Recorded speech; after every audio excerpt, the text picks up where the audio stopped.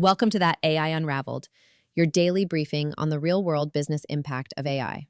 It's Tuesday, October 22nd, 2025.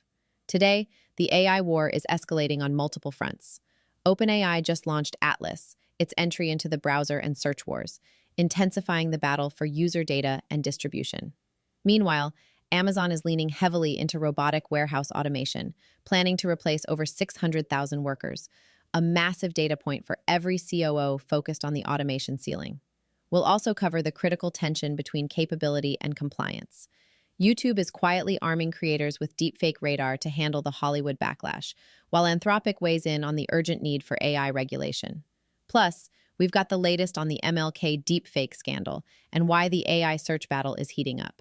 But first, a direct message to AI infrastructure companies. Stop marketing to the general public. Your platform solves the hardest challenge in tech, getting secure, compliant AI into production at scale. But are you reaching the right 1%? AI Unraveled is the single destination for senior enterprise leaders, CTOs, VPs of engineering, and MLOPs heads, who need production-ready solutions like yours. We have reserved a limited number of high-impact mid-roll ad spots. This is a direct line to your most valuable buyers. Don't wait for the competition. Secure your high-impact package immediately. Secure your mid-roll spot. Links are in the show notes. Finally, in our AIX breaking news segment, we break down the AWS outage and what it taught us about centralized inference resilience, plus the AI angle on the NBA opening night, and how deep learning is spotting ultra-faint objects like NASA's new quasi-moon, 2025 PN7. It's a massive day for operational risk and competitive maneuvering. Don't miss a second. Please like and subscribe to the podcast so you never miss your daily briefing. Welcome to the Deep Dive. Today, we are really tackling the AI fire hose.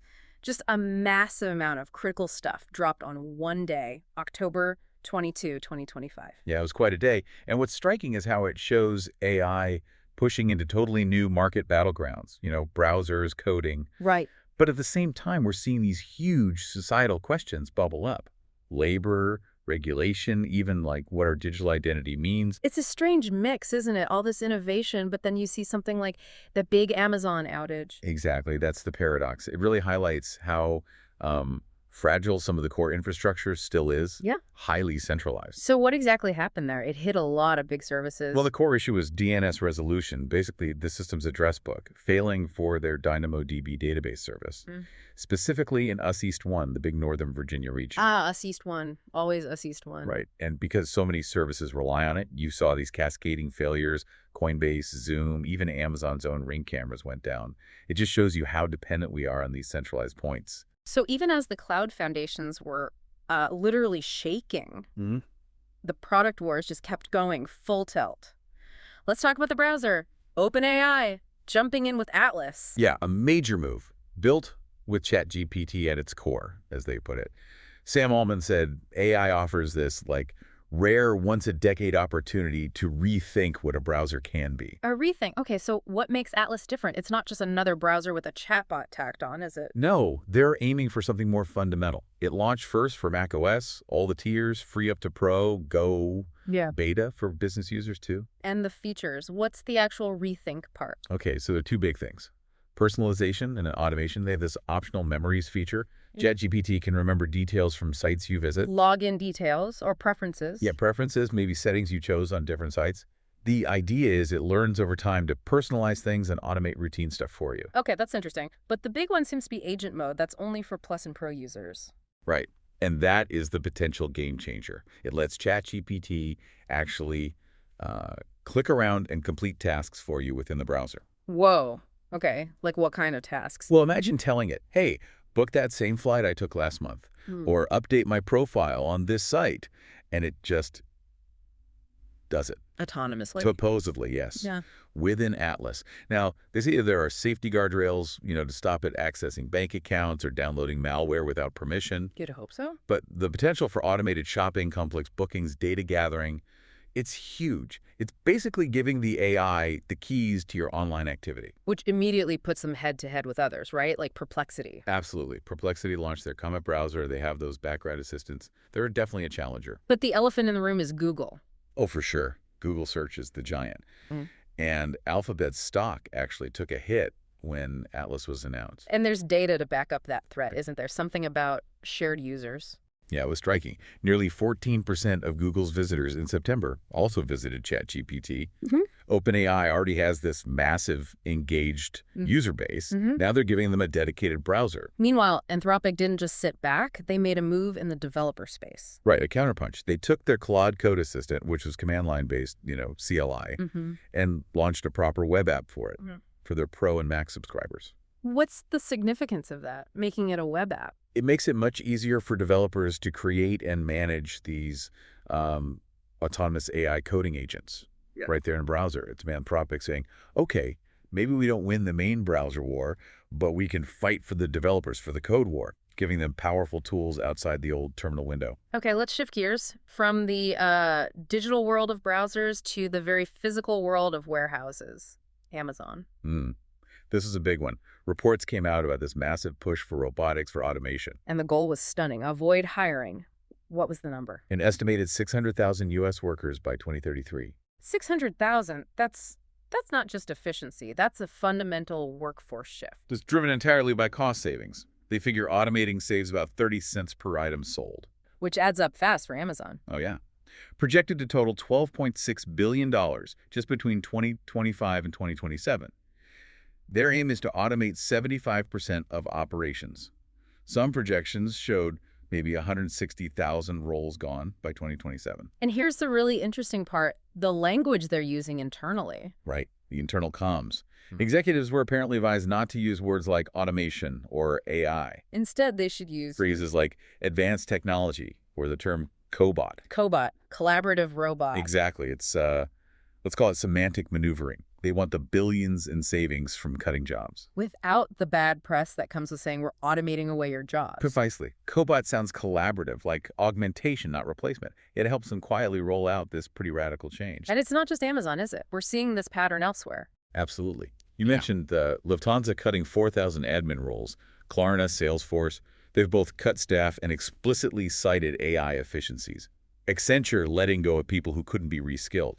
It's a broad trend, but the sheer scale of the Amazon plan really underscores the immediacy of it. So jobs are under pressure, but so is, well, identity itself. Yeah. In this age of deepfakes. Yeah, the rise of generative AI, synthetic media, it's forcing platforms to react, like YouTube. What did YouTube do? They quietly rolled out this AI tool, likeness detection, specifically for creators in their partner program. Likeness detection, so it spots your face. Your face and your voice. Right. Whether it's real footage or synthetically generated, it expands their big content ID system. Which was originally for copyright, right? Yeah. Music and video clips. Exactly. Now they're extending it to protect personal likeness.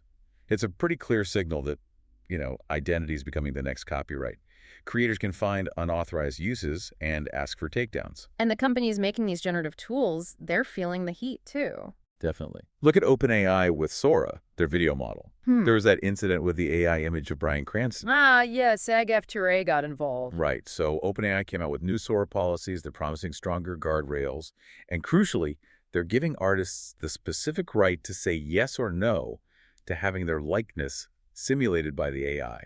Okay, so all this rapid tech growth, the job impacts, the identity issues, it inevitably leads to questions about rules, regulation. Which brings us to what you called the regulatory catfight. Yeah, it really feels like one. The tension is palpable.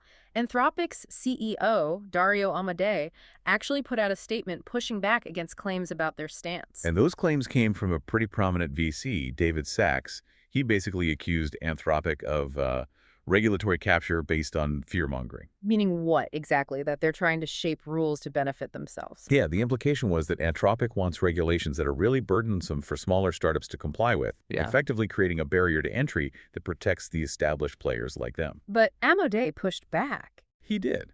He argued that actually startups are really important customers for them, and that their policy positions align with even the Trump administration on some key things. But you have to look at the specific policies they supported, right? Well, that's where the nuance is. Yeah. They backed California's SB 53. It requires large AI developers to implement pretty hefty safety protocols. But there's always a but. But it includes an exemption for companies with under $500 million in revenue. Ah, so the critics say that threshold is the key. Exactly. The argument is that $500 million cutoff means startups who need to be nimble suddenly face these big compliance costs, audits, safety checks that only the giants can easily absorb. It acts like a regulatory moat, protecting the incumbents. So these big labs, they're walking a tightrope A really difficult one. They need to talk about safety and ethics publicly. while also chasing massive government deals, like that $200 million defense contract Anthropic got. Right. And simultaneously trying to influence policy in a way that secures their market advantage, AI policy is clearly becoming very political very quickly. Okay, amidst all this market chaos and political maneuvering, there are still these genuinely incredible, life-altering breakthroughs happening. Let's talk reproductive genetics. Yes. Nucleus Genomics launched Origin AI. It's a suite that analyzes embryonic DNA. For predicting disease risk. Exactly. With really impressive claimed accuracy. It scans something like 7 million genetic markers trained on data from 1.5 million people. Wow. And what conditions can it predict? 9 major ones listed, including Alzheimer's, breast and prostate cancers, type 1 and 2 diabetes. They claim it can reduce the lifetime disease risk for the selected embryo by over 50%. That's profound, but it immediately brings up the access question. The cost. Their IVF Plus package starts at $30,000. $30,000. So clearly not accessible for most people. No.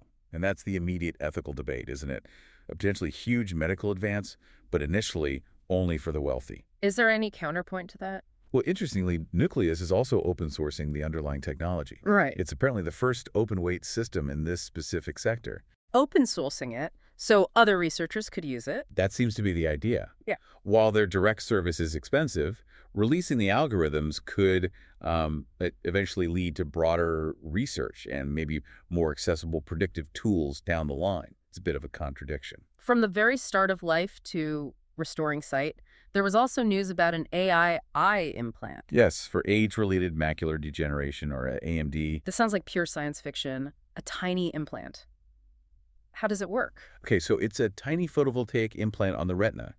It receives images beamed wirelessly from special smart glasses. Beamed how? Using near-infrared light.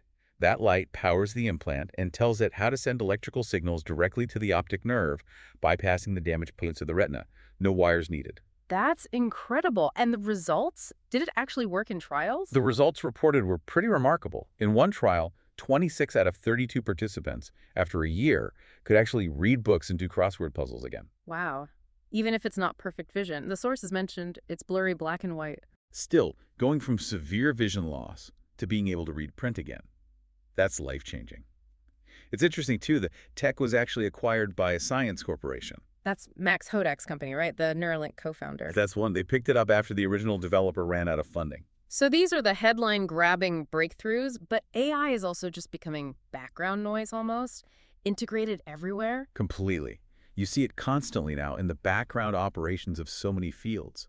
In science, for example, these machine learning pipelines are now routinely finding things like super faint asteroids. That quasi-moon 2025 PN7 was found that way. And finance. You mentioned models reading news. Yeah, commodity trading desks are using AI models that analyze news sentiment, classify macroeconomic conditions, all to help price things like gold in real time. And stock markets. Absolutely. LLMs are parsing company earnings reports the second they drop, faster than any human analyst could. They're shaping market sentiment, potentially causing big swings for stocks like, say, Netflix, almost instantly. Even sports and media aren't immune. Nope. LLM explainers popping up during NBA games, generating those little "why this matters" captions on the fly. And your social media feeds. They're using AI to personalize highlight reels from the same game. So you and I could watch the same match, but see totally different highlight packages afterwards. Okay, so wrapping this all up, it was one day, October 22nd, but it covered so much ground. Intense competition with Atlas entering the browser wars. These really deep, almost existential fears about labor, with that Amazon plan for 600,000 jobs. And yet also these moments of incredible hope. Predictive genetics, restoring sight with AI implants. I think the defining thing really is that growing gap. The technology's moving at lightning speed. And our ability to understand, control, or regulate it just can't keep up. Exactly. We're having debates about who should write safety rules at the exact same time that scientists are making breakthroughs in editing life itself, and companies are fundamentally redesigning the workforce. It's dizzying. It really is. Which leads to maybe a final thought for you, the listener, to chew on.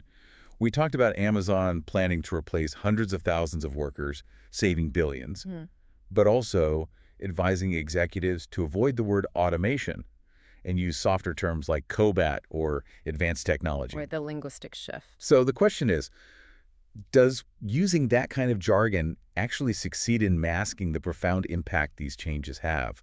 Or is it just sort of an implicit admission that the unvarnished truth of what's happening is simply too disruptive, maybe too frightening, to state plainly? Something to think about the next time you hear a new buzzword for what sounds a lot like automation. Thank you for joining us for this deep dive into the sources. That's it for today's deep dive. We hope you walked away with actionable insights for your enterprise strategy.